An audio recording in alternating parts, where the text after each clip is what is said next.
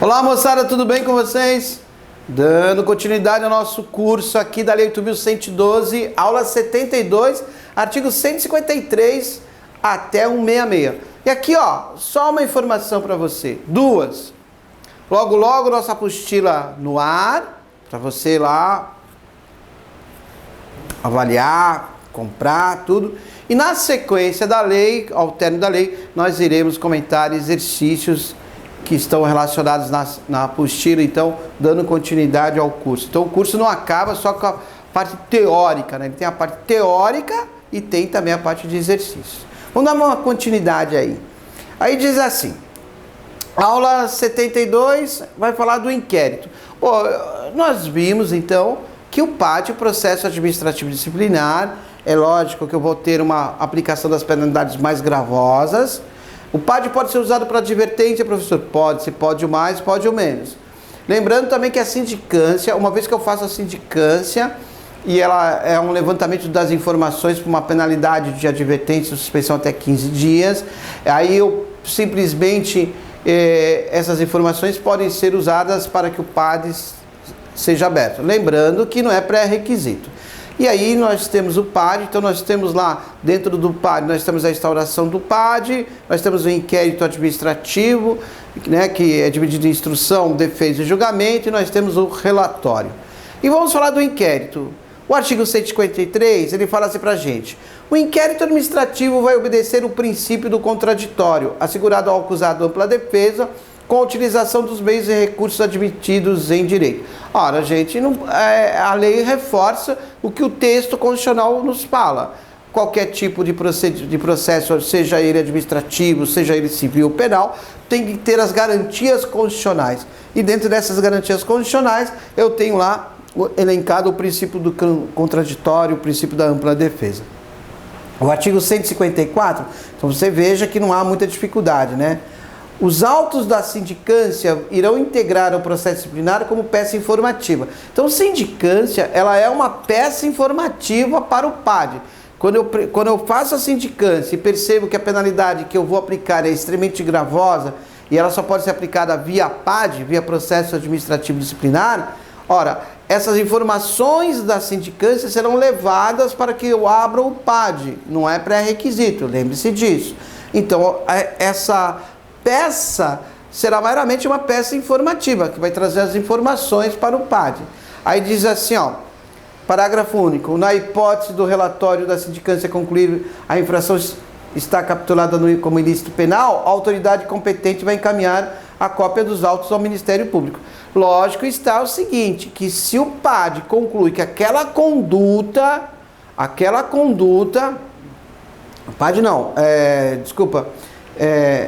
se o relatório da sindicância ele traz essas informações para o PAD e o PAD pega essas informações e percebe que ali está sendo que a conduta dele está descrita como crime, ele vai precisar encaminhar essas informações para o Ministério Público, porque é ele que tem a legitimidade para propor a ação penal. Mas essas informações irão continuar de posse da comissão processante para fazer os procedimentos administrativos ou de responsabilidade civil da administração pública. Tudo bem? É independente de qualquer instauração. O artigo 155 ele fala para você que na fase do inquérito essa comissão vai promover depoimentos, acariações, investigações, etc, etc, etc. Ora, o que você está percebendo? Que eu estou na parte do inquérito, eu estou descrevendo esse procedimento da parte de inquérito. O artigo 156, ele diz assim, que assegura ao servidor o direito de acompanhar o processo pessoalmente. Lógico, né? O servidor ele pode acompanhar o processo pessoalmente, inclusive ele pode até ter um procurador que pode acompanhar esse processo para ele. Arrolar e requerir testemunhas, ele pode trazer testemunhas e fazer perguntas às testemunhas, requerir. Ele pode produzir prova contra as provas, formular quesito, formular questões para serem perguntadas e pode até tratar de prova pericial. Então você veja que o 156 eu não tenho nada a acrescentar aqui. O 157, ele fala que as testemunhas serão intimadas a depor mediante mandado, ordem, expedido pelo presidente da comissão. Então a comissão tem esse poder de dar ordem para que as testemunhas se apresentem, tá? 158, o depoimento será prestado oralmente e reduzido a termo, não sendo lícito a testemunha trazê-lo por escrito. Ou seja, a testemunha vai ter que falar, e ao falar, eu vou ter alguém que vai escrevendo tudo que ela está falando e ela vai assinar. Isso chama reduzir a termo. Ela não pode trazer o depoimento já escrito. Ah, está aqui meu depoimento. As testemunhas serão inquiridas separadamente. Eu vou ouvir as testemunhas de maneiras separadas. Eu posso ouvir aquelas testemunhas que estão acusando e posso ouvir aquelas testemunhas que estão defendendo. Vou parar por aqui e explicar algo importante. Nos procedimentos de esfera penal, eu ouço o primeiro momento a quem acusa e ouço quem defende. Veja que ele não fala aqui como será essa ordem de separação. Se eu vou ter que ouvir quem está acusando ou se eu vou ter que ouvir quem está defendendo depois. Ele não fala, ele só diz que vai ser ouvida de maneira separada. Então posso ouvir uma que está acusando, uma que está defendendo e outra, não devo ouvir duas testemunhas ou mais ao mesmo tempo. Também fala essa situação, tá? 159, eu não tenho nada a acrescentar aqui no 159 para você de importante, meramente leitura. O 160, também, o 159, deixa eu só voltar aqui só para fazer uma observação aqui. Parágrafo 2º. O procurador do acusado, aquele que representa o acusado, poderá assistir ao interrogatório. É uma faculdade. Ele pode ou não. Bem como a inquirição das testemunhas. Sendo vedado, não é permitido ele interferir nas perguntas e respostas. Então, aquele que é o procurador, aquele que representa o servidor que está sendo acusado, ele pode assistir o interrogatório. O que ele não pode fazer é fazer questões para testemunhas e responder certas situações. Ele não pode atravessar no caminho, né? 160. Quando houver dúvidas sobre a sanidade mental do acusado, então estou com dúvida se o acusado está equilibrado ou não está equilibrado, a comissão pode pedir que um exame por junta médica declare essa possibilidade, tá? 161. Tipificada a infração disciplinar, será formulada a indiciação do servidor com a especificação dos fatos a ele imputados e das respectivas provas. Então, cheguei à conclusão, eu estou me preparando para ir para onde? Né? A partir desse momento do inquérito, estou me preparando para ir para o relatório. Tudo isso aqui é para dar o fundamento de um relatório conclusivo. Diz o parágrafo 1º, o indiciado será citado por mandado expedido pelo presidente da comissão para apresentar defesa escrita no prazo de 10 dias. Então, uma vez que ele é indiciado e já se concluiu ali, tá vendo? O procedimento, ele tem o direito de apresentar uma defesa escrita no prazo de 10 dias. Perceba que essa apresentação dessa defesa, nesse prazo de 10 dias, é antes do relatório. Parágrafo 2º. Havendo 2 ou mais indiciados, o prazo será comum e de 20 dias. Então, se eu tiver assim, qual é o prazo que o indiciado tem para apresentar a defesa escrita? Se ele pergunta para você na prova, tome cuidado. Qual é o prazo que o servidor tem para apresentar a defesa escrita no PAD? Resposta: 10 dias. Se for 2 servidores, 20 dias. Se for 3 servidores, 20 dias. Se for 50 servidores, 20 dias. Perceberam?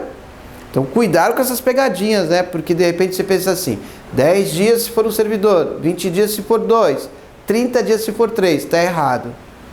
O prazo é 10 dias se eu tiver um servidor, e se eu tiver 2 ou mais, o prazo será de 20 dias. É um prazo que a gente diz prazo comum.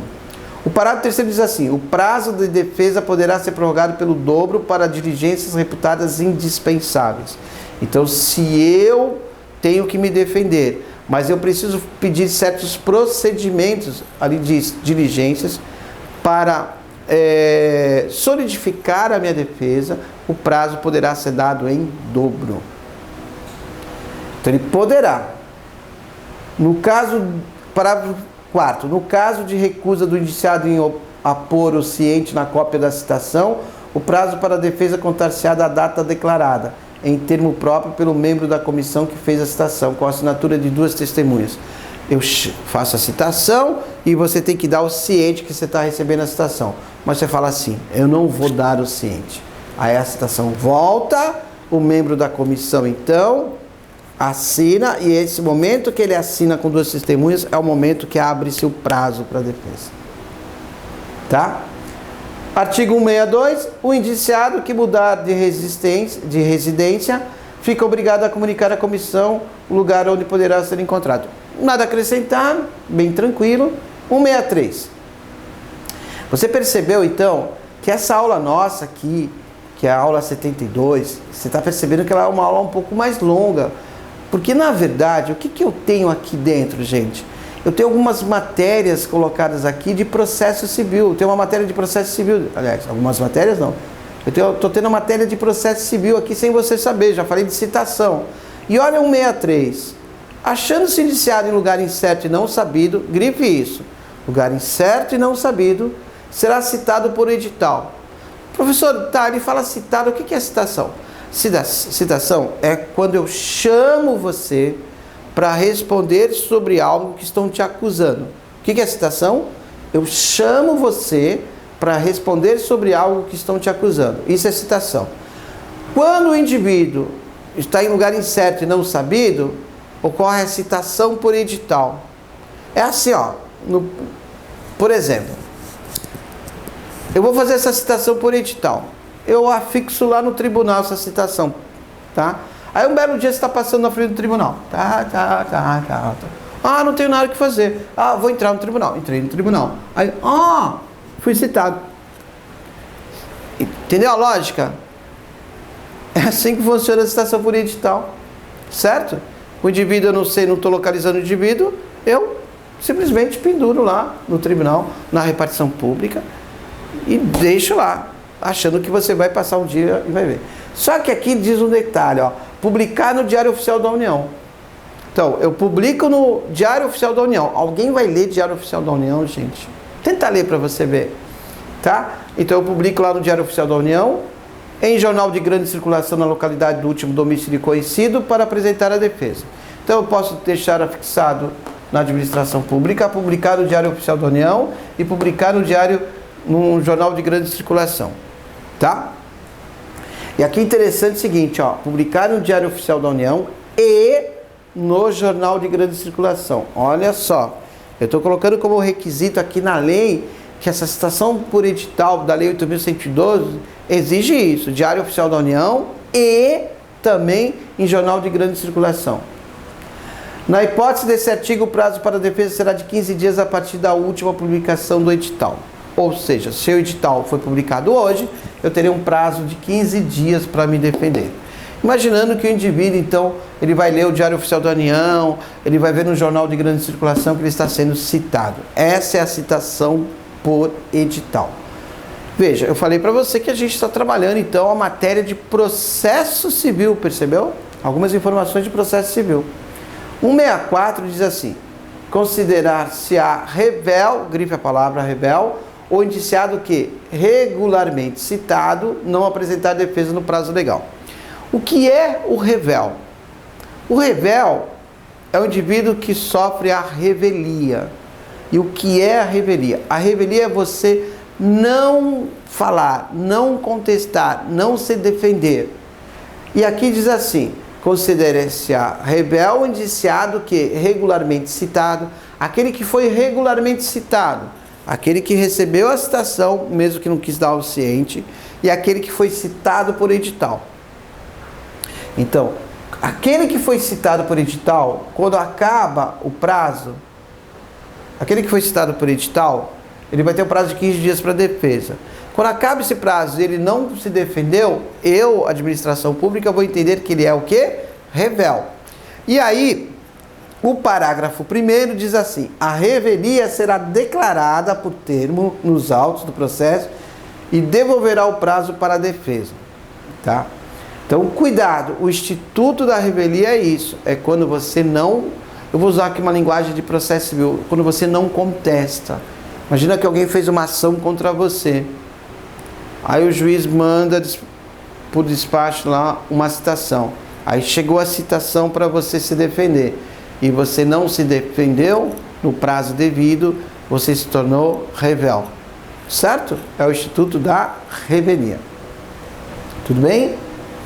O parágrafo 1º nada a acrescentar no 64 e o parágrafo 2º diz assim: para defender o indiciado rével, a autoridade instauradora do processo vai designar um servidor como defensor dativo, que deverá ser ocupante de cargo efetivo superior ou do mesmo nível, ter nível de escolaridade igual ou superior. Então, aquele que é rével, que não veio se defender, entendeu? Dentro do prazo, veja, ele pode não ter vindo porque ele não viu o edital, citação por edital, ou aquele que foi citado não quis se defender. Aí quando ele se tornou rével, aí a comissão o quê? Diz assim: você, servidor, vai defender esse servidor, porque você está no mesmo nível, tem que estar no mesmo nível, ou é superior, ou tem o mesmo grau de escolaridade. Viu que interessante? Então eu sou servidor, recebo a citação, não vou assinar essa citação não. Aí vai lá o presidente da comissão, conta-se o prazo. Aí abre-se o prazo para que eu me defenda. Eu não me defendo. Então eu sou rével. O que a comissão faz? Indica um servidor para me defender. Tá? 165. Apreciada a defesa, a comissão vai elaborar o relatório, que é um relatório conclusivo, onde vai resumir as peças principais dos autos e vai mencionar as provas em que se baseou para formar sua convicção. E aqui, ó, o parágrafo 1º vai ressaltar o que eu falei para você. O relatório será sempre conclusivo quanto à inocência ou à responsabilidade do servidor.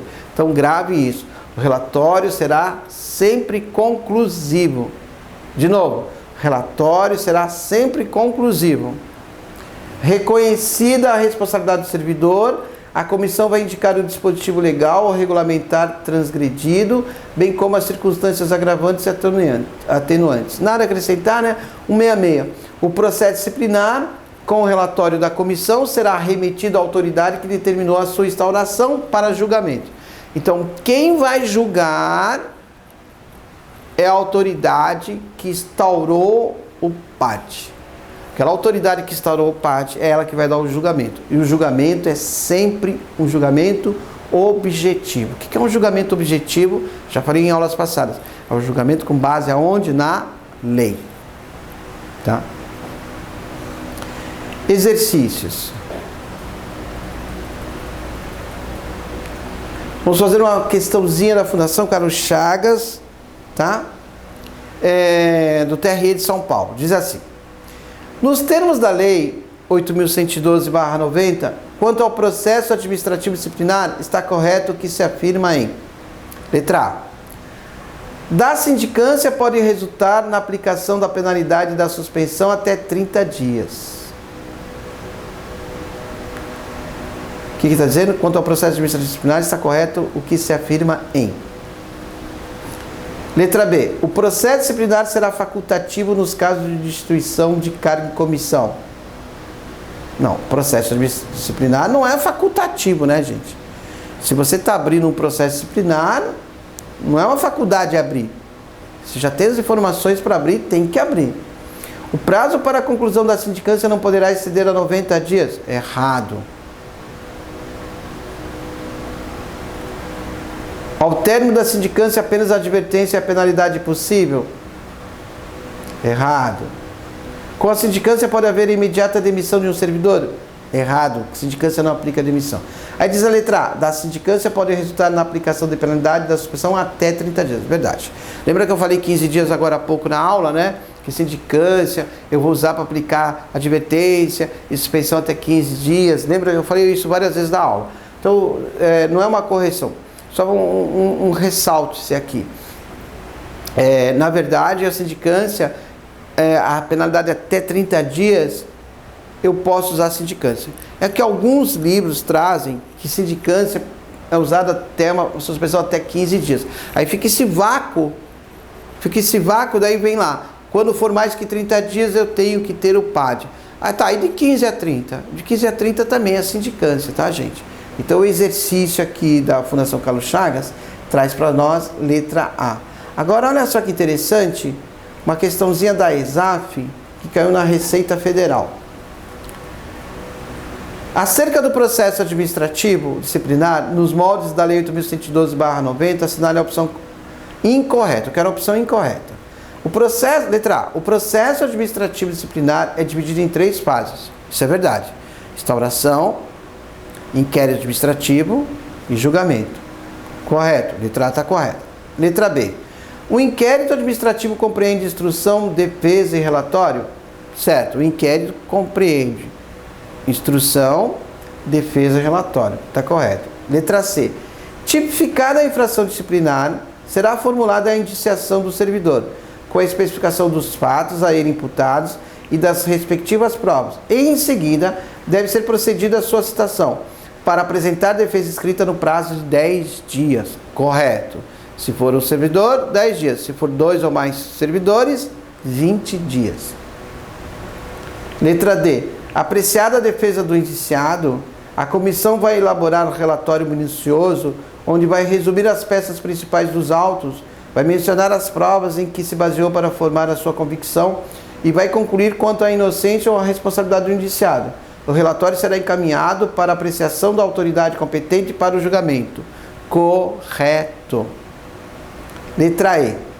O julgamento não está adstrito às conclusões do relatório da Comissão de Processo Administrativo Disciplinar, podendo a autoridade julgadora, em qualquer caso, desde que motivadamente, agravar a penalidade proposta, abrandá-la ou isentar o servidor de responsabilidade. Está errado. O que está errado? Em qualquer caso. Não é em qualquer caso. Ficou claro isso? A gente vai até abordar isso em exercícios futuros. Não é em qualquer caso. Tudo bem? Um abraço, ficando por aqui. Felicidades. Tchau, tchau. Sucesso. Beijo no coração. Felicidades. Tchau.